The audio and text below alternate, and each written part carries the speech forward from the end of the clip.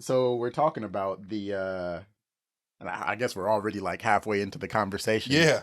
There's a guy who was apparently left out of the Griselda story. Yes. Or trying to find his place in it. Yes. That's what it more seems like, because reading more about him, any point that he would have been involved is after the show ends. Right. Pretty much, because they don't meet until she's in prison. So it's not that he's left out of the stuff. It's like when Griselda first came out, people were trying to act like there was a black dude in her life. They got cut out of the show. Yeah. He might have even led that fucking campaign. Honestly, that might be all based on him. But all right, because what they do have is kind of like phone call recordings of them talking while she's in prison. Yes. Wouldn't that, because the show all takes place before she's in prison. Mm-hmm. So it would stand to reason that they would have met before then. He found out about Griselda once after she got arrested and started writing her. He was like a fanboy, like how women do serial killers. Ah, that's not strange. Yeah, right. And she just went with it? Yes, yes. So their relationship went from letters to phone calls to being like romantic, even though there's like 20 years between them. And then somehow he ended up like selling drugs for her. I didn't watch. I just read a few articles about this dude. He's done like a lot of interviews. So we could probably sit and watch interviews. His name's Charles Cosby. Mm-hmm. But he dated Griselda for a few years, made a bunch of money in her organization, but there couldn't have been much organization at that point. Maybe there could have been, because, I mean, when she got out of prison, she just picked up where she left off, right? Like when she got out of prison, she got deported to Colombia and lived there for 8 years until she was assassinated. Really? So I don't know what the fuck she did in those 8 years, but by then, I don't think that she was with Charles Cosby by the time she got out of prison. Bro, I think she tried to have him assassinated for cheating while she was in prison. What? Bro, what? I don't think that, because she got out of prison and got deported immediately. She spent the last years of her life in South America. I don't think that she was with Charles Cosby anymore. He was from fucking L.A. So what, he broke up with her in a letter? Yeah, I guess so. That's ridiculous.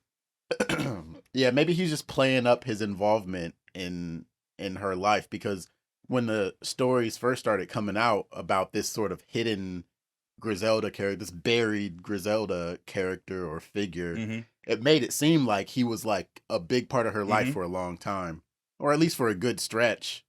But she didn't have any kids by him. It kind of seems like they never met in person. No, they met. There's pictures of them, but it's like very few of the pictures seemed. I could just show you. I'll show you, and then you could put them up on the big screen. A lot of them are from the prison yard. Like they have a few pictures that don't look like they're at the prison, but most of their pictures could just be like in a spot that's not even that. It's like the clothes they're wearing. Neither of them are in prison clothes.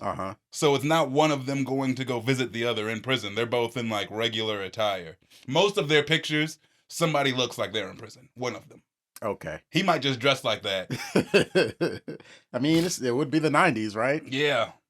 But I guess we're just going to have to do like a little bit more looking into that, or like actually watch this dude's interviews, which, you know. He claims that he made millions, but it's like even his net worth on Google is like maybe 100,000 right now. And it's like, bro, you didn't make $1 million selling cocaine with Griselda and Blanco. You would have gone to prison too. Like, what are we talking about? What's happening? Rest in peace, Wesley Shepard. What do you know about my business based on the little bit of work that you did? Half the time you spent on the phone with cocaine dudes. When they finally call her to a crime scene, it's to hold a baby. I forgot all about that. That was some bullshit, man. I would have quit on the spot. Yeah, I'd have quit then. And I'm taking this baby with me. I can't imagine selling drugs and I only sell to one demographic of person. I can't imagine a time where it was hard for white people to get cocaine. Right? I appreciate the producers or whoever's idea it was to just be like, hey, you know what? Let's have a South American titty parade right now, mid-episode. You know what? South American titty parade happening right now.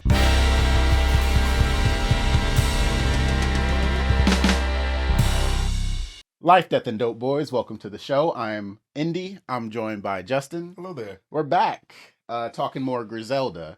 So please be prepared for spoilers for the entirety of Griselda. I'm sorry, y'all. We did the whole like trying not to be spoilery with episode 1.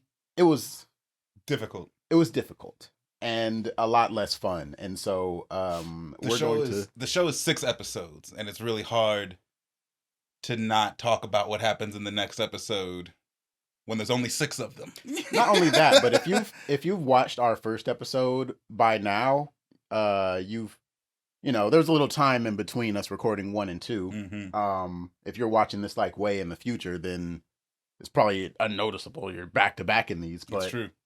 There's been enough time for you to watch and finish the show, or at least watch episode 2. But we're spoiling the whole thing. Yeah, we just watched episode 2 of Griselda. It was called Rich White People. It's written by Doug Miro and Ingrid Escajeda, the writers of the entire series. Yep. But they also worked on Narcos and Narcos Mexico. Directed by Andres Baiz, who is the director on Narcos and Metastasis, the Colombian Breaking Bad. It's a good episode. And I'm ready to go ahead and get into it. Let's go. Life, Death, and Dope Boys, Episode 22, Vision for Miami. Dario bursts into Griselda's crib looking for clues on how to find her, but he's getting nowhere. The big boss man Fernando hits him up looking for a status update. He's convinced that Griselda's taking out Alberto was payback for making her sleep with him. Fernando thinks she's full of pride, especially since she used to be a prostitute. Dario takes that info and goes on his way to Emilio, Griselda's ex-boss, to see if he can squeeze some leads out of that connection. Dario is played by Alberto Guerra. He's in Narcos, Mexico specifically, which I have not watched. I haven't, and it's interesting that they're kind of like using the same actors. Yes. A little bit. Yeah. It could confuse you if you think that they're both Narcos shows. Like, wait, what is he doing over here? Yeah. But he also, I think he got his start in a Telemundo soap opera. And he looks like a soap opera dude. He looks like he would. He looks like that guy. Not surprising. He's come back from the dead to crash somebody's wedding. Yeah. Looks like it. Looks like it. No. And I wonder if his hair was like really long and curly. We gotta find him. See how fucking suave he looked when he was on a soap opera? He had to. But I guess he kind of expanded after that to other Spanish-speaking shows. So he's an experienced actor, and it shows. Yeah. Yeah, I really like probably the best actor in the show, other than, I don't know, is he better than Sofia Varga? Dario is the best character in the show to me. I think he's the best character. As far as actors, I think they're probably on the same level with each other. He's at least as good as Sofia, and she's at least as good as him in this show. Who's the better actor would probably just depend on what episode you're watching. Yeah. Which is a good thing, I think. Yeah. But it's our first real introduction to Fernando as well. Yes. We finally get to see this dude. The first time we saw him, he was just kind of at the end of a long hallway, sort of like blurry. But yeah, I mean, he lives down to expectations, that's for sure. He's exactly who I thought he was, for sure. Yes. Shit talking, like, God, it must have been terrible. But you kind of get the sense for kind of Dario, turning on his Batman detective mode and getting the Sherlock Holmes hunting on. Griselda down. Yeah. I thought that it was going to take them way longer to find her. Like, I figured that finding Griselda would be a plot point of, like, the series. Yeah, all right. So not the episode. This is probably the first, like, real limited series that I've watched, like Netflix limited series. A lot of times a show will have, like, 10 episodes or 12. It'll be, like, as long as a season, a real season. Yeah. It'll just only have one season. Yeah. But this is, like, literally 6 episodes tells the whole story. And when Dario and Fernando pop up in the hotel room at the end of this episode, I was like, oh, okay, so this is the pace that we're talking about. Yeah, and it doesn't feel too fast paced either. It's like it was still like appropriate. surprising. It was shocking to see them show up. I'm like, Especially since oh shit, they didn't show, like, after he leaves the brothel later on, you don't see him again. you don't see him again until then. Like, the rest of that whole investigation is happening in the background. It's very tactical on the part of the writers to really, like, instill that. You thought that you just watched the climax with Papo, busting in on the party and all that going down. Yeah, but no, for that real. wasn't. It was like a fake out Yeah, climax. it was. And I appreciate that about kind of this setup, because they, just based on how he's investigating, you get a lot of ideas about him. When he checks the safe and he sees that the cocaine is gone, but then he also like tastes some cocaine off of the bottom of the safe. Yes, this is our cocaine. But you get the sense that he's gonna find her. Like, there's no doubt Oh yeah, in your mind this dude is like a vulture. I like the climactic fake out because I like the rise in tension, and it stays real tense for a while at the party while Mhm. Papo's there busting shots trying to scare everybody, and then the tension is released and it's like, all right, everything's okay now, we can move on to the next episode. And like, as the viewers, we feel that way, and Griselda feels that way. Like, watching her, she's about to go back to her hotel room and relax and chill. Exactly. And it's like, surprise, motherfucker, whole new tension. Whole new tension. Griselda and Chucho arrive at the Miami airport, scooping up Arturo and Isabel, plus a crew of ladies from Griselda's past life in the streets. They pile up in the van and roll out to a motel. Inside, the girls, one by one, hand over their bras to Griselda, while Isabel slices the padding to reveal bags of that white powder. Turns out, they all had a hand in smuggling Griselda's product to Miami. I appreciate the producers or whoever's idea it was to just be like, hey, you know what? Let's have a South American titty parade right now, mid-episode. You know what? South American titty parade happening right now. Yeah. You guys will see some big, voluptuous South American titties. Here you go. Like, Here next you 5 go. minutes. Yeah, man.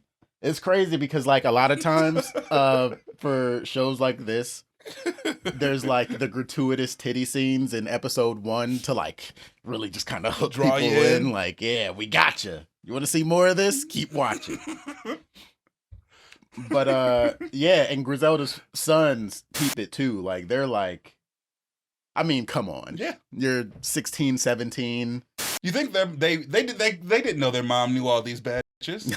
No, that Like, whoa. yeah, that life was Well before them. well before them. Almost. If anything, the eldest might have been born. Right, but But she probably still. kept that like very far away from. Yeah. Most of her sons are like older than 16. Man, that's got to be a This scene here? That's got to be a sophisticated brothel, man. Because not only are these like, yes, bad bitches, but like they're well put together. They're like nicely dressed. You know what I'm saying? They all got their own luggages. It's like, what do you expect from a Colombian brothel in the 80s? Oh, Griselda probably bought them that luggage. Let's be real. I mean, yeah, you're right. She did get that money from the key in the last episode. Mhm. So it's not like she was like broke. Yeah. She probably hooked them up with some gifts. And especially given the payload that she's expecting from this, like she wasn't shy. She probably wasn't shy about spending money. Yeah. And that's just their like stuff. As far as how they look and stuff, I mean, they're South American women. They're Yeah, so they're also actresses. Actresses, smacktresses. They, yes, they're lovely.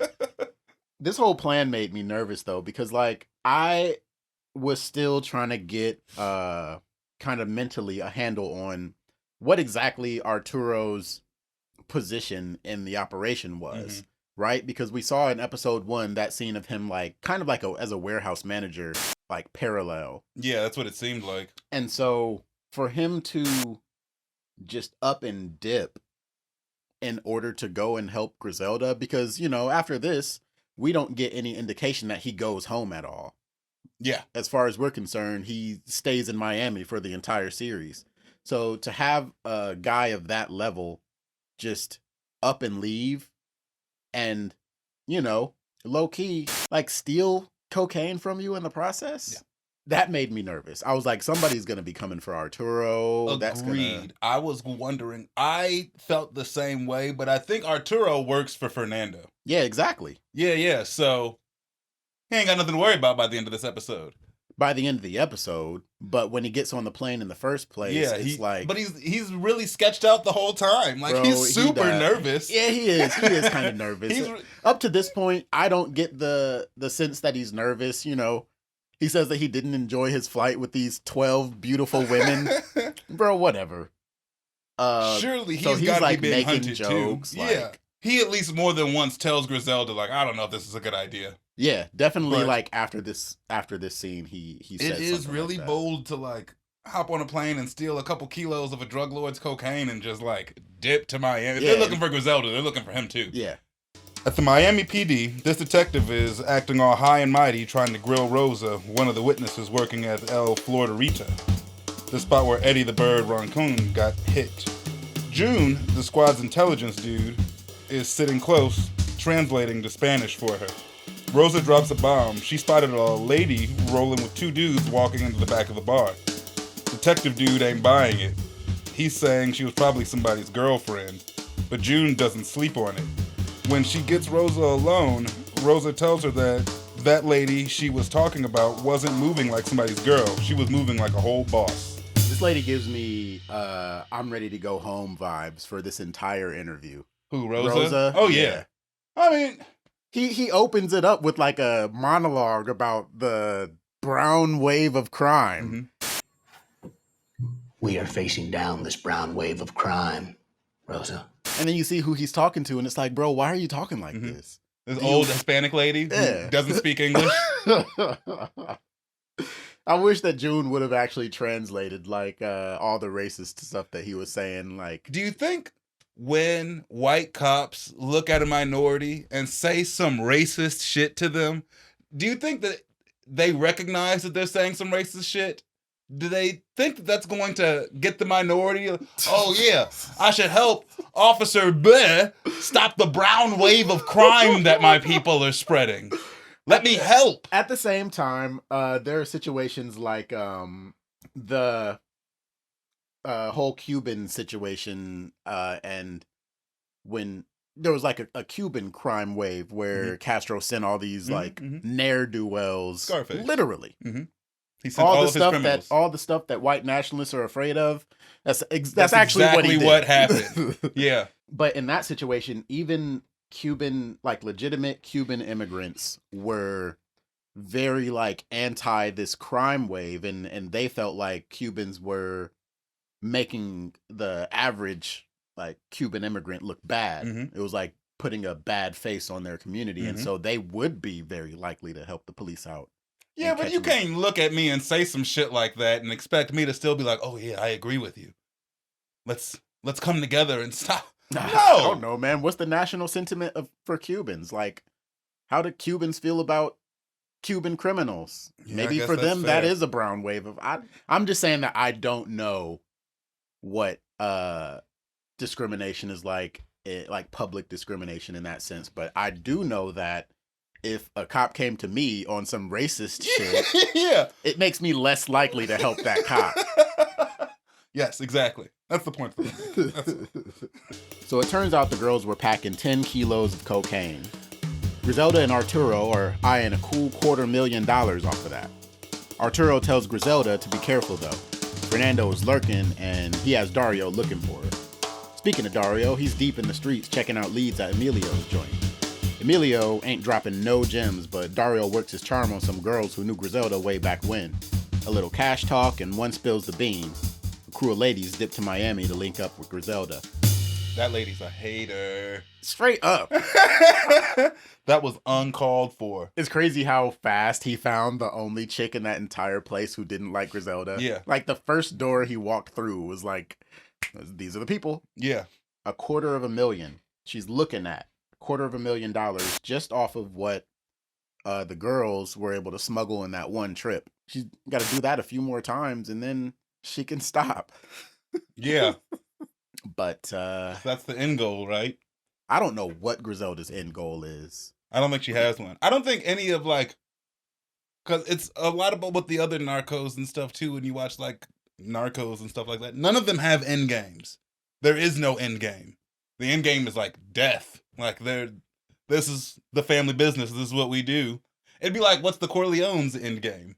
to get out. Is it? It is. That's the whole thing is like Vito was trying to set the family up to go legit, and that's the whole thing behind buying the casinos. Yeah, you're right about that. The casinos aren't specifically for laundering money. No, they help them clean their finances at first, but then they're supposed to be making money just off the casino, so they don't have to worry about the cops. But in this situation, it's like kind of the same way that I feel about Scarface. In fact, Pablo there are a Escobar, lot too. of parallels between this show and Scarface. Pablo So Escobar was a similar case. Where it's I'll like, probably be bringing that up a whole bunch. Blood, you probably could have got out. You probably could have escaped. Could have been got out. Probably could have escaped. But like when your organization gets so big that you're starting to draw the attention of some major law enforcement, there's no kind of like getting out the game anymore, because what, you go legit and then get arrested? Like, you're always going to have the police after you or rivals after you. Like, how do you get out the game with such a high profile? I think in the sense of like Griselda and Pablo Escobar too, it's like once they got powerful enough where like the police couldn't touch them, there was no getting out of the game. It's too late. It's too late. To keep the police from touching you, you have to doing stay this. in the game. Because how are you going to pay your army of security Yeah. now? How are you going to maintain this huge like commune that you've built? I think Pablo Escobar's plan was to run for public office, and he almost succeeded. He fucked himself because he had a arrest. It's actually a really famous picture of him. It's a big smile. It's a fucking mugshot. Mm-hmm. But he almost did it. He almost found his loophole. That sounds terrifying. He almost did it. Carmen pulls up on Griselda at the motel, heated because Griselda used Arturo to cop those plane tickets through Carmen's travel agency.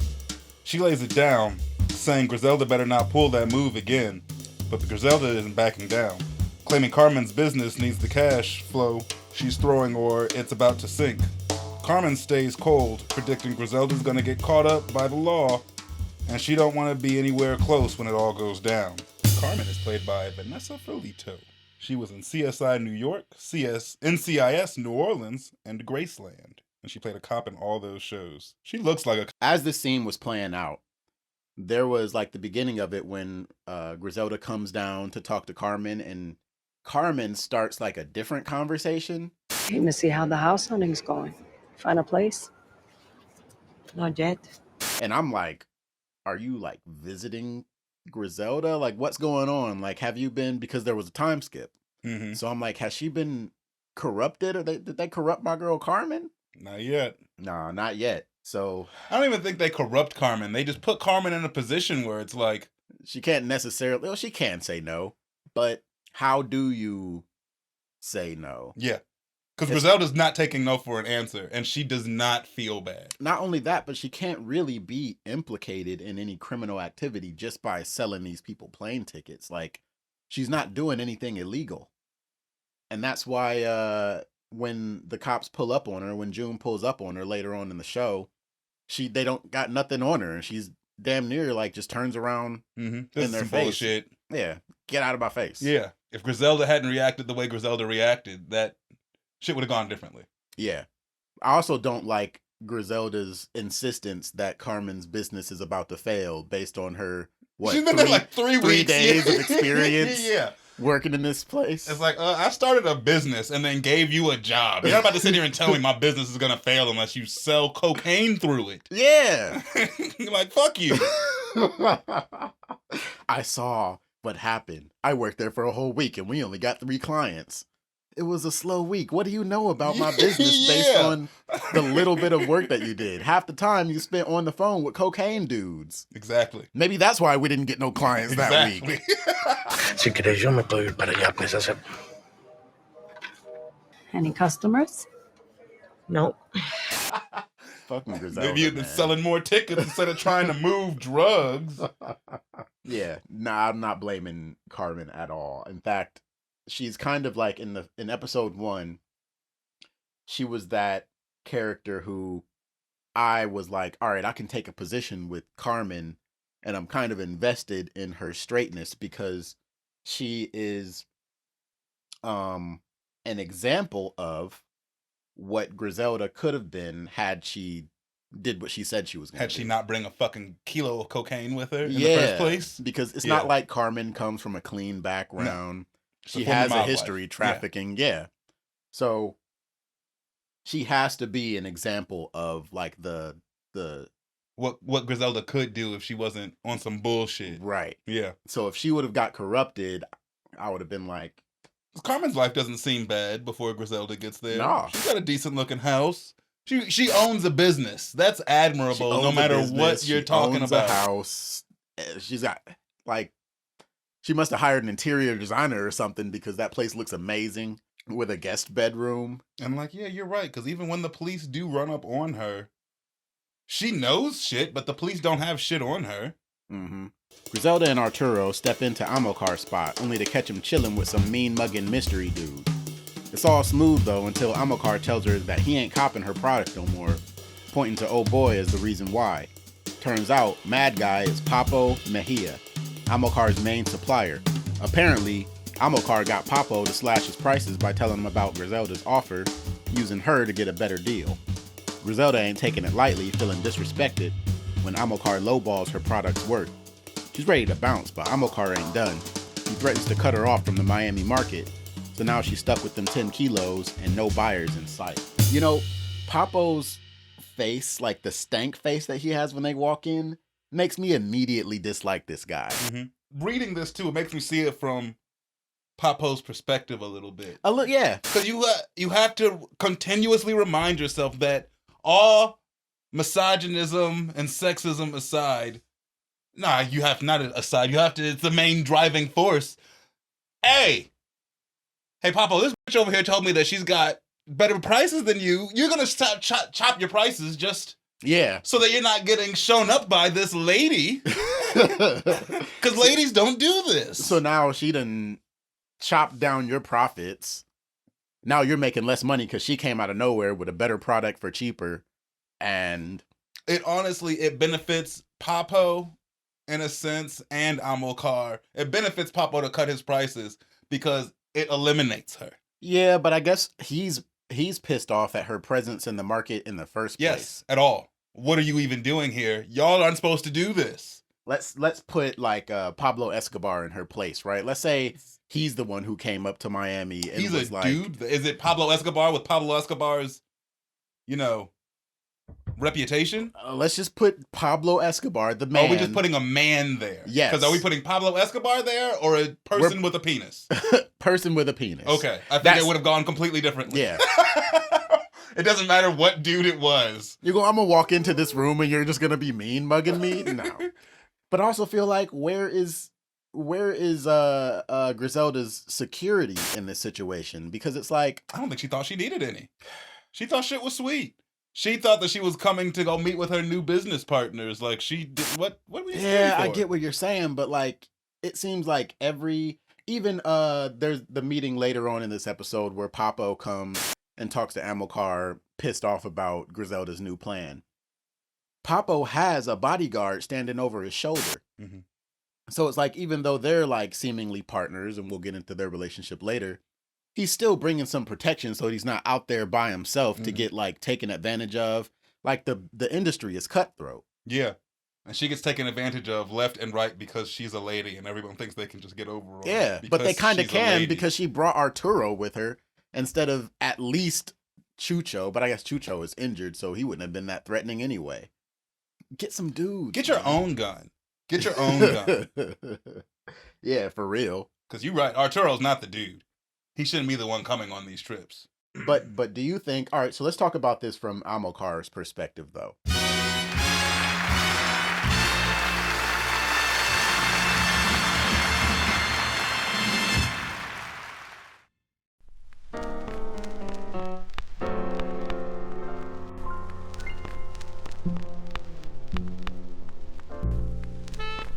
You are now watching Life, Death, and Dopeboys.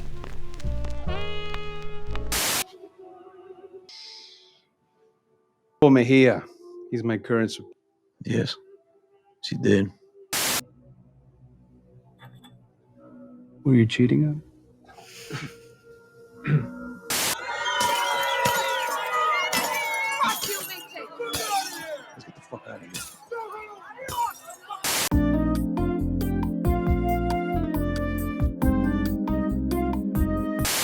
Because watching this scene, I was thinking about Amokar's strategy in this, like his tactics in this instance.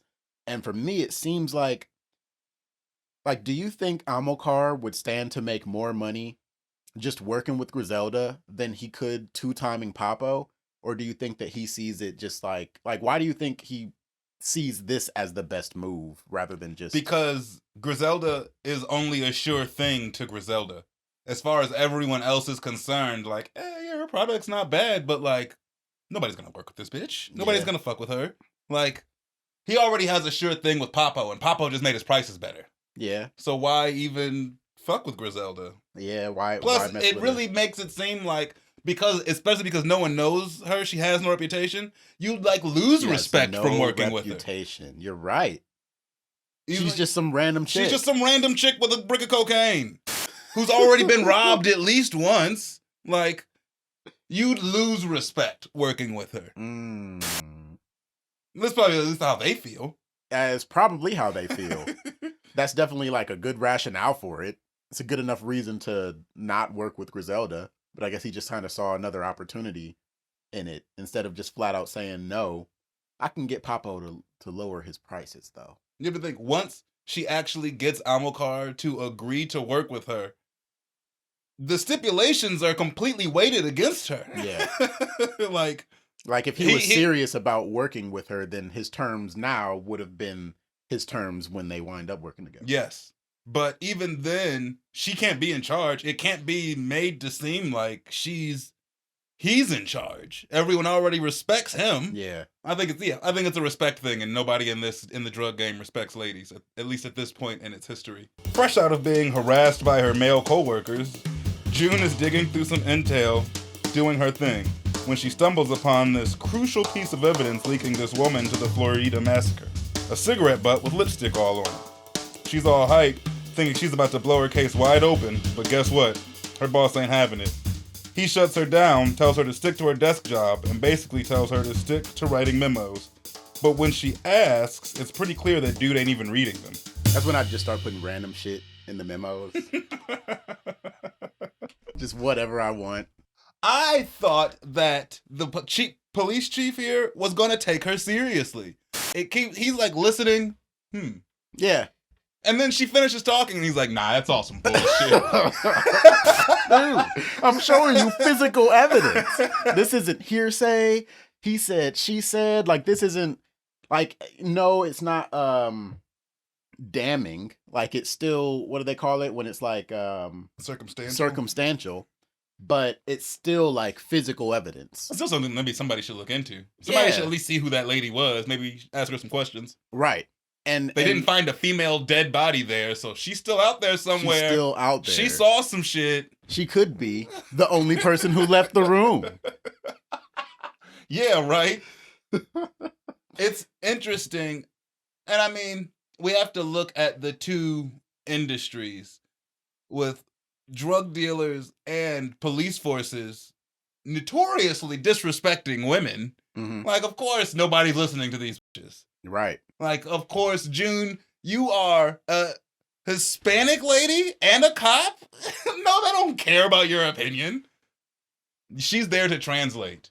When they finally call her to a crime scene, it's to hold a baby. Like, I forgot all about that. That was some bullshit, man. I would have quit on the spot. Yeah, I'd have quit then. And I'm taking this baby with me. Yeah. There's no way. Yeah. Like, you have to put yourself in a mindset like it's not 2024 and we don't respect women now. Like, we have to try to imagine a time where you would just look at a lady and just be like, everything that you say is stupid bullshit. Could you please go back to the kitchen? Like, why are you even talking to me about my business? And it's so different from now. Yeah, because like anytime our whole lives, anything that I've been cognizant enough to observe, and it's not like I haven't been able to observe discrimination against women, but not like this. Like, yeah, women get discriminated against in our lives and in this time. Yes. Surely, yes, women still get discriminated against, but they like don't even exist here. Yeah. She went to the same police academy as everybody Yeah. else. They don't even exist. And she has valid theories that she can like back up with actual evidence. She's the only one actually running the case. She was the only one looking for the cigarettes. Clues and evidence like, and shit. Like, where is old dude in this? I think she's the one who eventually, she's the reason that they catch Amilcar. Yes. Like, she's the only one actually working the case. Without her, they would have never caught Amilcar. They'd have never caught Griselda. Because what was dude even out there looking for? Like, what investigative work was he actually doing? I don't know. Maybe playing devil's advocate to the police. All right, maybe the brown wave of crime was just overwhelming. And shit was just so fucking live in Miami at the time. It was just like, another one. It's just hard to really make this it's like, out to be something that's more significant than the other one. Yeah. Or just a sense of, you ever had so much to do that it was overwhelmed, so you didn't do anything? Yes. Maybe it's a similar thing where it's like there was just so much crime going on, but they're only investigating this one case. And she's only investigating this one case. Yeah. But you don't know what other cases not her partner, because they're not partners. Yeah, they're not partners. Her associate, her associate coworker has. My thing is the kind of like that coin, but like a different perspective on it. Like, they probably have so many brown wave of crime. I hate saying it, right? But that's a racist term, man. But the brown wave of crime. Jesus. You know, a white person came up with that term. The brown wave. They have so many of those cases already that this is just another one. This is just another one. Yeah. Not only that, but the people who were killed were also brown. Not even that, but your witnesses don't speak English, or at least are refusing to speak English. Okay.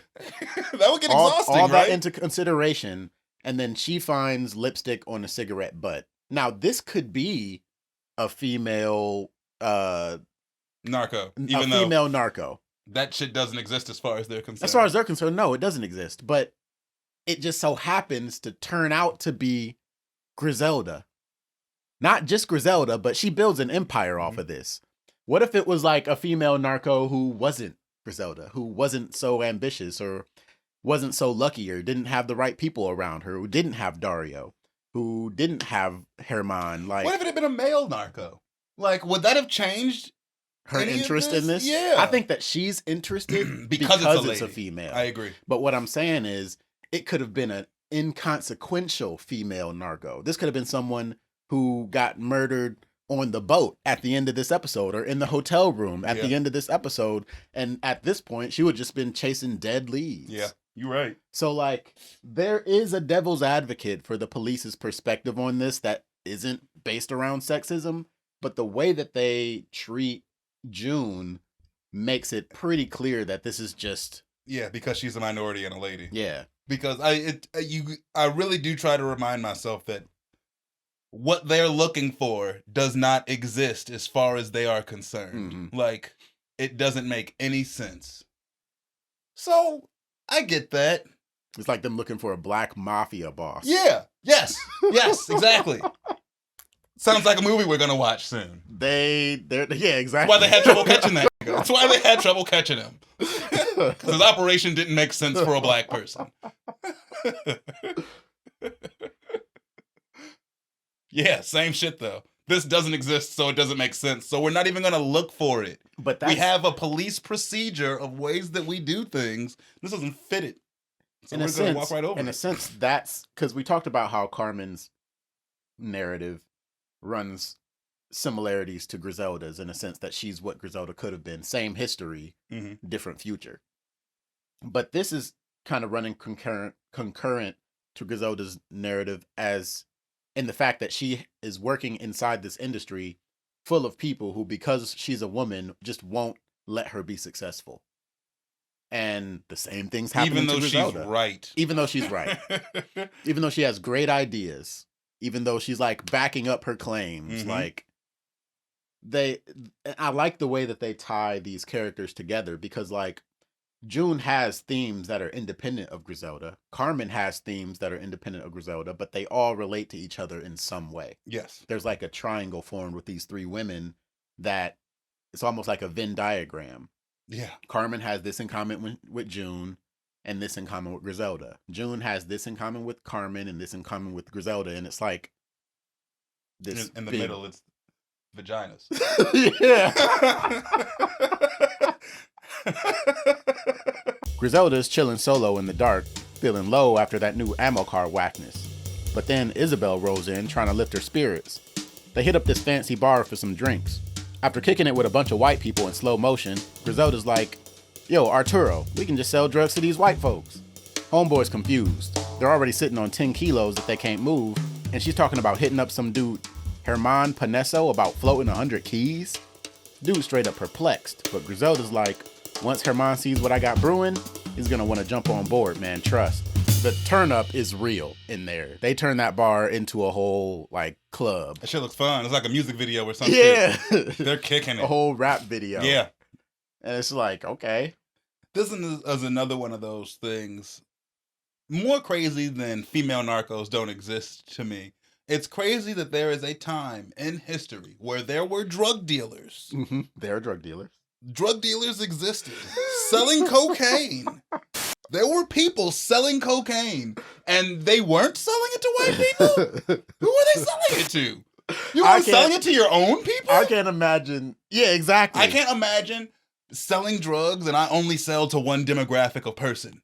And it's not the right one. And it's like, I get it. You're like, you're right. So the white folks aren't going to want to come deal with minorities, but you guys are selling cocaine. Like, yeah, where else are they going to get it? Like, yeah. For me, it's like, I can't imagine a time where it was hard for white people to get cocaine. Right? 1975, I guess, like, fuck, man, we got to go talk to these Hispanics if we want cocaine. I really wish there was a nice white man I could buy cocaine off of. But that's what she does. She gives them white people to buy cocaine from. I believe I said so when we were watching the episode, and it's got to be true because I'm reminded again. Watching Narcos, that was low-key Pablo Escobar's plan too, if I remember correctly. Mm-hmm. Let's sell to white people. I was like, ding, ding, ding. We'll just sell. Because for him, it was specifically, we'll sell in America because white people love cocaine so much. We'll just start shipping all this shit to Miami. And she had already gotten to Miami, and then this gave her the idea. Mm-hmm. How she turned an unassuming, fancy bar full of what looks like America's population of stuck-up, rich white folks into like a whole... I mean, I'm talking about, it was a party in there. Yeah. It wasn't like, a bunch of people kind of dancing. There's Frank Sinatra band playing. It's also a different time in history where, I don't want to say it wasn't taboo, but we've seen enough stuff from like the 70s and 80s at this point. Motherfuckers was doing cocaine. Yeah. Like, and it's time. Like, how else would you know? Where it wasn't stigmatized as badly as it is today. It's another one. It's like a. I mean, what do you mean stigmatized though? Because in the media, this stuff was being like pretty much coined as the devil. Like people were tearing this shit apart. Who cares? That's the media. People cared.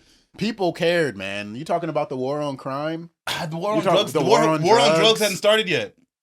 I guess with Nixon and stuff, kind of, yeah, in Vietnam, but like Reagan wasn't president yet. The war on drugs hasn't started yet. Just Say No hadn't started yet. People were still doing cocaine in the club like it was smoking a cigarette. Yeah. You just needed an avenue to get it that you were comfortable with. And if you weren't comfortable talking to a dude like me or you to get cocaine, you weren't going to do it. But once your fucking tennis instructor was selling it, it's different. Yes. I'll have 300 keys. Which is crazy. Like, she's asking for this 100-kilo float. Like, this is out of the picture for like a regular dude. I think Herman even says like, yo no le fío 100 kilos ni a mi propio hijo. Y eso que ese malparido medio lo estimo. This is unconventional as fuck. Yeah. For you to be asking for 100 kilos for free and then telling me to come back next week with more drugs. Mm-hmm. You gonna have to show me. Mm-hmm. And she does. But yes, the whole idea the 100-kilo flow idea, I can see that as revolutionary. But the idea that selling cocaine to white people Was is ever revolutionary. The fact that was ever a revolutionary idea is mind-boggling. It's crazy because, like, it's like, let's sell weed to black people. Exactly. Ironically, who'd have thought? Ironically, you can look at that as like ethnic targeting. Yeah. The same way we talk about black people being targeted with crack. Yeah, they targeted white folks with cocaine. Yes. And we're like, they were right. They were right. I don't think anybody likes cocaine more. Not even Colombians. Yeah. Like, they're like, okay, guys, slow down. American Caucasians like cocaine more than anyone else in the world. Any other demographic in the world. I think we are like the largest consumer of recreational drugs on the planet. Like, I believe it. We some high ass motherfuckers. I live here. I get it. We get a scene of June's son just being an asshole for no reason. Let's talk about this. Because all right, first of all, we never see this kid again. No, we never see June's son ever again for the rest of the show. Probably because he hates her. Well, I'm thinking like, all right, this is a scene of them establishing June's relationship with her son. Maybe they just decided not to go down this path anymore. Yeah. But then at the same time, why wouldn't they have just edited this out? Because this winds up meaning absolutely nothing in the scope of the rest of the show. You never see him again. And he's the worst. He is this kid. I think he goes to live with his dad. This kid is hands down the most unlikable character in this entire series. What? His like, all right, so first of all, he has this attitude. For the thing that spurred on this attitude. You just don't like petulant children is what I guess maybe that's what it is. Because he's talking all this shit. He's talking about, because she's like trying to get him to not give up on baseball because clearly his reasons for giving up are just laziness. Yeah. He's just being a brat. Yeah, he's just being a brat. And then he's like, you and Dad quit being married. And it's like, bro.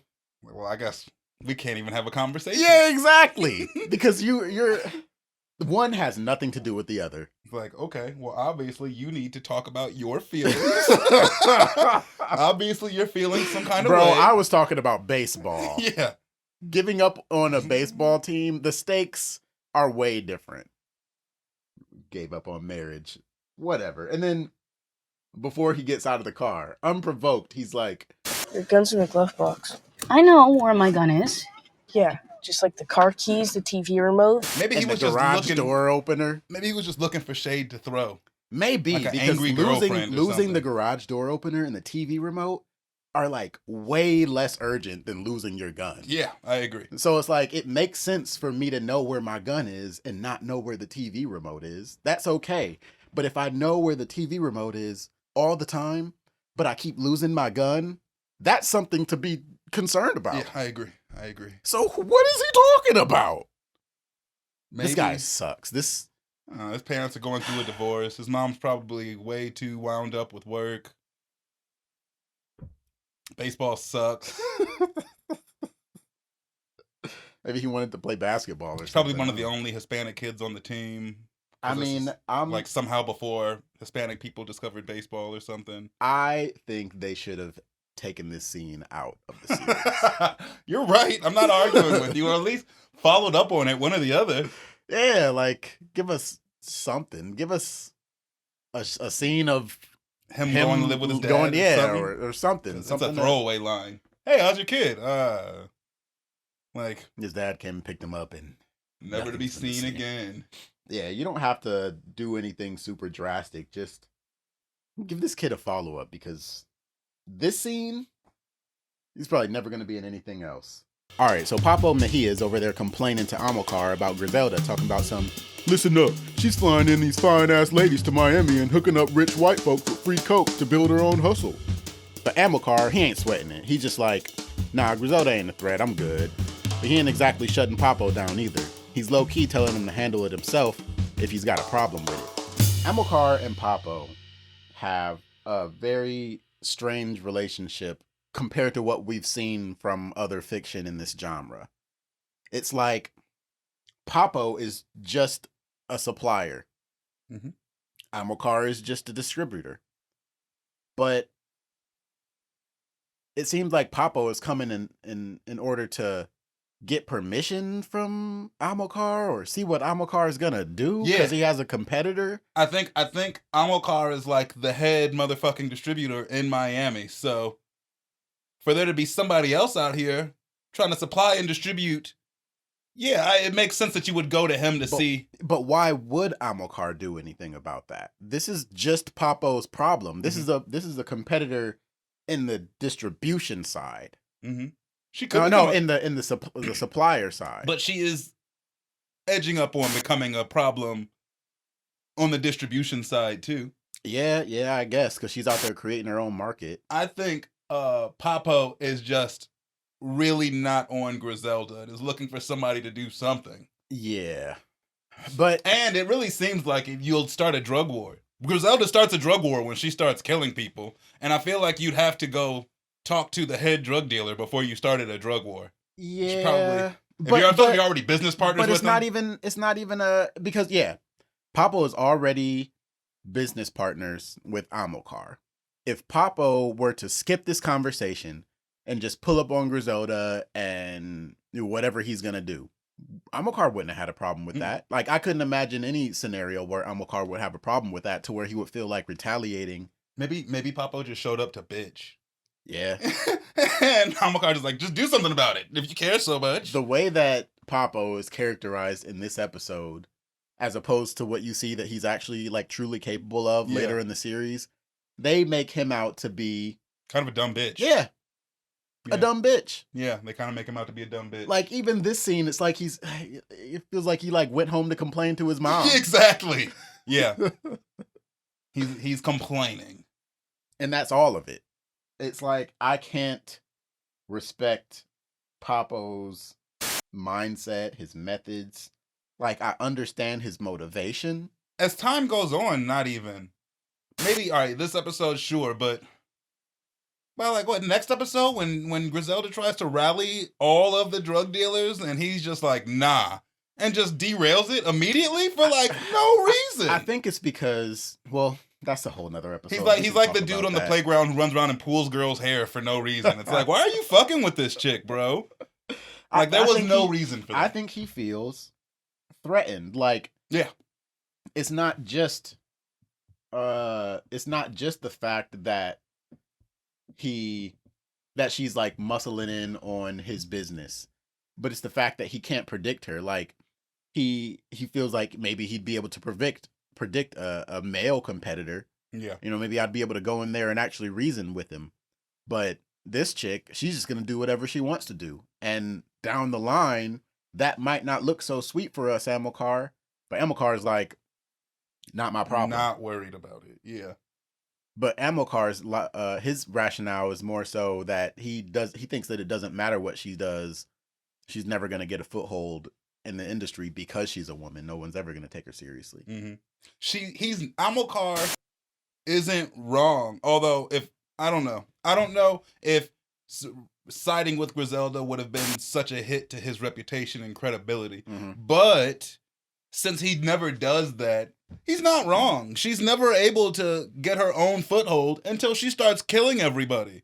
She doesn't get a foothold until she like creates her own by killing everyone. No, I don't think that's necessarily true because this is her getting a foothold and she's able to get some... Papo's about to derail it. Yeah, but after she makes some questionable decisions about money. She gets mad opportunities to make some serious money before Papo derails her. Mm-hmm. You're right. And she gets the chance to make enough money to where she doesn't have to do none of this shit ever again. I don't think that's ever her goal, though. It's like these motherfuckers try to get billionaires off of selling cocaine. So Griselda and Arturo are able to convince Herman to fly out to Miami. They link up at this upscale joint, sipping on drinks and talking business. Griselda proposes he gives her 100 keys on consignment to push to her new upscale clientele. But my man Herman ain't taking it seriously. He's ready to bounce back to Colombia, feeling like he's wasting his time. But Griselda ain't about to let him slide just yet. She asks him to stick around for one more night. She's got something planned for him that he won't want to miss. Herman is really emotional about this for someone who decided to fly all the way to the States from Colombia. Like, you came. And he's like mad. Like this dude is like, he's talking to Griselda like angry. Maybe he thought she had a better She doesn't like his better idea. pitch than this. She doesn't really seem to have a pitch. I guess that's a good It's like they convinced Herman to come up to Miami so they could ask him for 100 fucking keys for free to his face. I could have told you no over the phone, bro. Yeah. You should have called me. Like, are you serious? Really, that line, like, I wouldn't have done this for my own children. Like, Yeah. Why in the heck would I do it for you? This is really what y'all called me up here for? I'm going home. I should have all of y'all. She's killed. lucky that the party was such a success. Like, what if Herman wasn't a partier? Yeah. Like, what if she did the boat party and he didn't have a good time? Then what? Yeah. Then what? I don't know, man. I guess I can see that from that standpoint. Like the idea that he's already angry because they flew him up here for this bullshit. They don't have a pitch. They had a question and then a party to invite him to. Yeah, can you tell me your plan? Why do you have to show me on this party? Griselda's boat? pitches are all like fantasy. Imagine what we could do. Like, Does she tell him in this scene that she wants to sell cocaine to rich white people?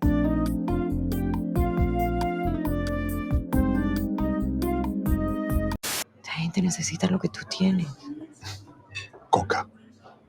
y no la pueden conseguir.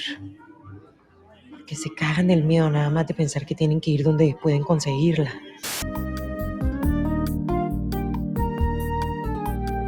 Like, does she actually tell him what her plan is? If not at this pitch, at the party. At the party, of course. But how do you get me to the party? You gotta think, this is a business meeting, right? It's a scene and a drama, but it's a business meeting. So you gotta tell me your goals and your strategies. You're telling me your goals. You're telling me like, oh, this is gonna be great. We're gonna make so much money. I want 100 free kilos of coke.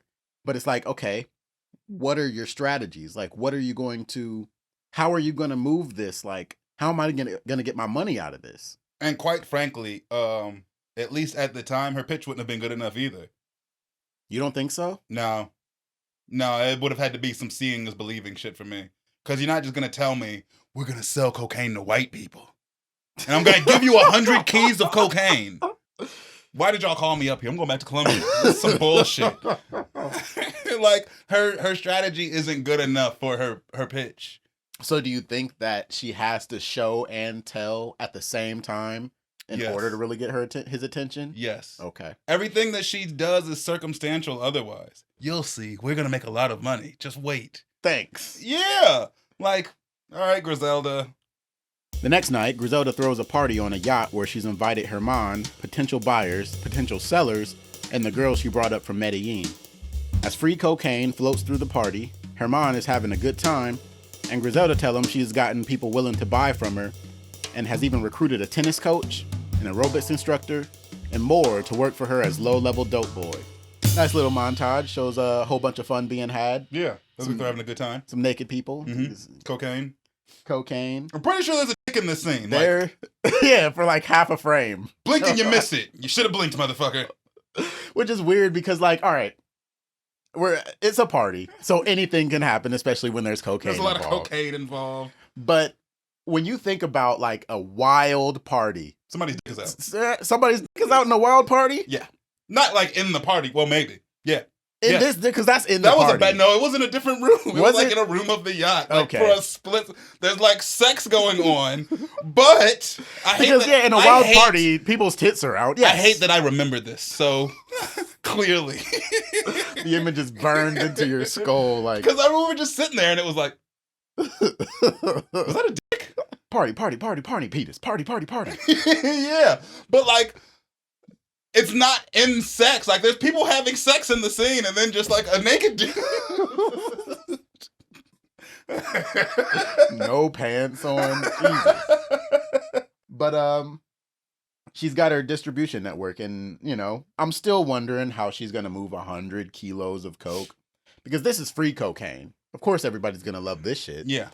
So, like, 100 kilos just sounds like a lot it still sounds like just a lot to move in a week. 100 kilos is 10,000 grams. 100 kilos is 100,000 grams. It's a lot of cocaine. It's a lot of cocaine. So like, for her to just be asking for so much. Now, clearly she moves it. But at this point in the story, I'm still looking at Griselda like all she's doing is asking for bigger and bigger. And not having a plan for what she's going to do with it. Yeah, exactly.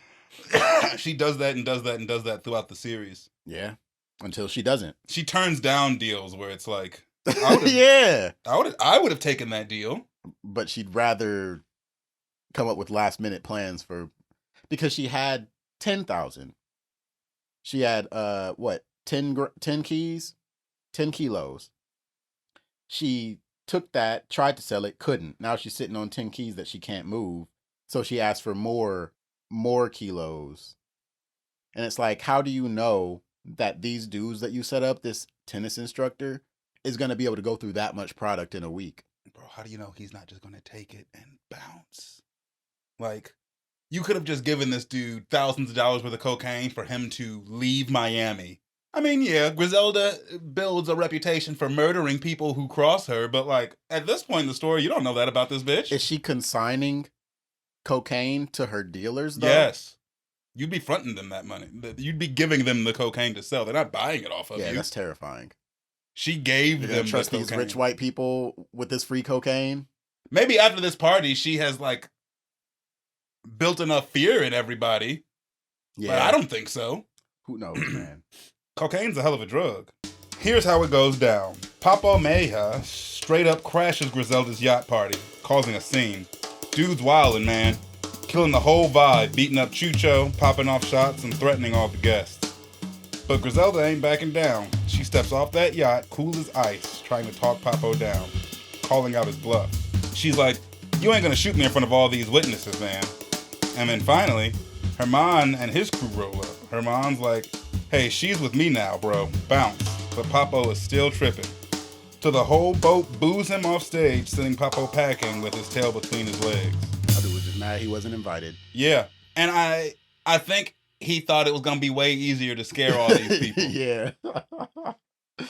And, all accounts, by all accounts, it should have been. But she just happened to have the right people there. No, I bet low-key she told somebody before she got off the boat, don't let any of these motherfuckers off the boat. I'll be right back. Why she got Chucho as the That's all she has. That's all she has. She has enough money to throw a free cocaine party, but she doesn't have enough to hire a security guard, like a real one. Yeah. Because Chucho gets taken out quick, man. He like pinches him in the shoulder or some shit. Chucho's not built for this life. No, not for the whole show. She should have never involved him. Episode 1, I'm thinking, all right, this dude they're gonna build him up and make him some like. His one kill is in self-defense. You don't think he pulls the trigger on that family? No, I think that's all Dario. Yeah. I do not think Chucho does it. Dario even says like he's been killing people since he was 16. Yeah. Chucho, no. There's no way Chucho killed that family. He wasn't ready for that. Matt props to the DJ on this yacht party. Because he was part of the moment. Yo te hago la cocaína. Socia. Yeah. When the party starts back, the music is right back on. Mm-hmm. It's like he was just waiting. Like, why did he stop? You'd think that the DJ would have been like, maybe we should keep the music going, keep the guests distracted from the confrontation between the drug lords going on. Nah. He's like, Papo shows up. He's like, just waiting for the right moment. Yeah. Man, when this beat drops back in, it's going to be so fucking live. He's setting up a new drop right now. This is another instance where Papo was kind of made out to be kind of a scrub. Because it is kind of easy for him to get, when he gets Sandman kind of like away from the pier. And it's like, man, this dude just cannot make anything shake. He seems like desperate. He looks like this sweaty dude. Like, they're in Miami and he's wearing a suit. Why? I mean, I guess he has an image to uphold. Yeah, I was gonna say, I think that's just a sign of the times, bro. I don't know. But like, I don't know. Like when you think back to this scene and you think of what Papo could have done, Papo could have slaughtered everyone on that boat. Yeah, but that probably would have been bad for business for everybody. That would have started a police lockdown and all sorts of shit. That part. That would have gotten Papo in trouble with all the drug dealers. You can't just be killing folks for no reason. Other than because you're mad at someone setting up a new network. Yeah. I think that Papo is frustrated because he thought rolling up and busting a few shots in the air was going to be enough to scare all these yuppies. And Griselda. I think specifically her new clientele and workforce. Right, because he threatens them and tells them not to buy her cocaine or he's gonna, but like, these aren't your customers anyway. I think he just thinks that he can be a big scary motherfucker and scare them. He's a dude with a gun. He's a guy with a gun. But I don't think that Griselda, if I was one of the people on the boat, I don't think Griselda and Herman have done nothing at this point to inspire any confidence in me to have not taken Papo's warning. I probably would have left when we were allowed to resume partying. All of Griselda's parties get to a point where it's like, let's get the fuck out of here. Yeah, that's like a trademark of a Griselda party. Let's leave. It's time to go. Say for the first few hours and then leave. Yeah. It's time to get out of here. That's how to go to a Griselda party. It's the crack of dawn and Herman's rolling out with all the girls loading up into a van headed back to the airport. But the vibe takes a dark turn when Griselda gets back to the motel. She walks in to find her husband's brother, Fernando, and his right-hand man, Dario, waiting for her like some vultures. Fernando's out for blood, wanting his revenge for his brother's murder. He tells Griselda's boys about Griselda off in Alberto, which is why they had to dip out to Miami in the first place. Next thing you know, Fernando's dragging Griselda to her own room, ready to take her out. But before he can choke the life out of her son Uber steps up, pointing a piece at Fernando, ready to put him down for good. But Dario swoops in, stopping Uber just in time. Fernando's pissed, ordering Dario to ice Uber, but my man Dario ain't vibing with none of that. Instead, he turns the tables, taking out Fernando and saving both Griselda and her kid. And now it looks like Griselda's about to offer Dario a spot in her crew, turning him from enemy to ally in the blink of an eye. And that's the Ep. Dario smartly takes his talents to South Beach. I'm glad that Dario, because his rationale is completely legitimate. Why didn't you do it? It's like, I've never killed a kid before. I hadn't planned on killing a kid today. It's like, thanks, Dario. Thanks for not shooting that teenager in the back of the head. Right. Appreciate that. Because that would have sucked. What's interesting is I read an article about the actor who plays Dario, Alberto Guerra. I read an article of him talking about this scene specifically, and he was talking about how challenging it was to act because, he kind of relates to that kind of pure-heartedness of not being able to, like, he's never been put in a position on any show where he had to hold a gun, real or fake, to a kid's head, and it, like, fucked with him. And it was a really cool interview, actually. Like, I recommend looking it up. I'll put the link on the screen. Do it. But he's talking about how there were some scenes where they kind of kept him and Sophia apart for like the whole day for them to come back and have an argument on set, like via the script. But it kind of gives you a real good idea of like what kind of person he is, what kind of actor he is, because he really does pull this off. Like, it does seem like he comes by and like puts the gun to Uber's head in order to stop this kid from killing this dude. Mm-hmm. Because like Uber has the gun, and the whole time I'm like, shoot him! Shoot that motherfucker! Shoot him! He's about to kill your mom. It's such a crazy. You have to that's her uncle. It's Uncle Fernando. No, yeah, you're right. Look how happy all the boys are in this picture. Right. Like, this is good news to them. Mom, Uncle Fernando's here. Look. Like, they have no idea the actual circumstances. Ooh. Every single one of the kids in this picture has a smile on their face. They all have a relationship with this guy. Yeah, he's family. They like him more than they like Alberto. He's the funkle. Yeah. That's crazy. I didn't think about it in terms of their relationship with him and why that would make it hard for Uber to pull the trigger. Yeah. Even though that's your mom, that's still like family to you. This is you just found out like 30 seconds ago the real reason you guys are in Miami, that your stepdad has been murdered by your mom. Like, you just found that out. You don't have time to grieve or be upset about it because now your uncle is strangling your mom to death in the other room. And we can like hear it. Yeah. And now you come in, pull this kid off, and he's like, all right, I want you to shoot the kid? Bro, this wasn't on the list. Yeah. I actually have a note in here. I have the quote from Alberto Guerra.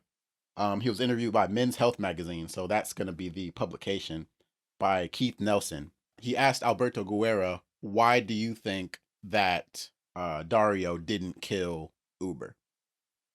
He said, there are times in life where you just don't know. What happens when you don't know is you improvise in the moment. Dario improvised in the moment. He was supposed to kill this kid and he didn't want to. When you think about a hitman, if he's not going to do what the boss says at the moment, you better kill your boss because otherwise you're dead. Yeah. And that's really what it is. He can't be like, no, Fernando, I'm not going to kill this kid. Because then Fernando's going to kill Griselda and then... kill you. Yeah. Eventually. Maybe not in the moment, but... eventually. Like, that was it. You just proved that you can't be trusted. Damn. So it was like, all right, he's sitting there. He's like, okay, so I'm not going to kill him. So I got to kill you. And it was just like a split-second decision. He improvised. It's funny because, like, after this, Dario and Griselda start a quasi-romantic relationship. It's kind of one-sided, probably up until... power dynamics. Yeah. Yeah. You kind of seem like Dario is more in love than Griselda is. But Dario has an appearance in this show before this episode. He's on the couch when Griselda walks in order to do that favor for Alberto. And so, like, Dario watches her come in, kind of look around the room, look at Fernando's wife, I guess, and then walk upstairs. And you get the feeling that, like, Dario feels bad for Griselda. He's like, dang, this is messed up. Especially knowing that he winds up falling in love with her. There's probably some of that in his motivations, too. I agree. Chucho, though, is officially relegated to background character or background bodyguard. Good. Because... it's where he belongs. And I'm not saying that to shade Chucho whatsoever. He's not... If I was Chucho, I'd be relieved. Mm-hmm. It's like, oh, thank God. Like, this... They got a hard dude. Yeah. Oh, perfect. I'm going to go back to my diner job, bro. He didn't do that. You have enough money to... well, you got to still have some sort of job, but... because... but, I mean, be a bouncer at a club or something. That would be a good idea. Something else. And if you're working for other Colombians or Latinos of any sort, you can tell them, yeah, I was a cartel bodyguard for a bit. Mm-hmm. That qualifies me for your job. I hope I don't have to shoot anybody, but I don't think I will have to. Yes. I can be a bouncer at this club because I used to be a cartel bodyguard. Easy. Easy. You're hired. Yeah. You can tell anybody that. Put that on your resume for bodyguarding. What do you think about the episode? This is one of my favorite episodes of the show, to tell you the truth. Yeah? Of the 6 episodes, this is one of the most fun ones to watch. From beginning to end. I like party montages. Me too. They're fun. I don't even dislike montages when they're done well. I agree. I like montages. But party ones are... this show has 2 good ones. I don't know. The whole composition of this episode from beginning to end is really fun to watch. It's very well put together. From the Dario stuff in the beginning to...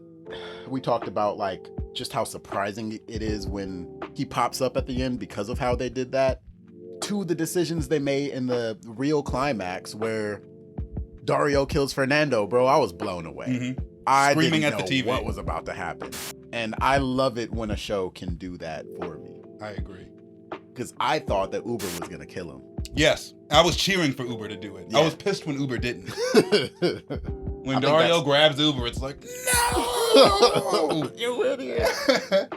But I really like this episode too, because we watched this show in 2 parts. We watched the first 3 episodes and then the back 3. And this was my favorite episode of the first 3, for sure. Oh yeah. I think so too. I liked all the setup. I liked the payoffs. 4 and 5 are both really good too. Yeah. Man. This is a great show. It is. But yeah, we'll be talking about episode 3 next. Please like, share, and subscribe to our channel. Go down to the comment section. Let us know anything you want to bring up. If you want to continue the conversation, we will be down there. Other than that, we appreciate each and every one of you. Rest in peace, Wes.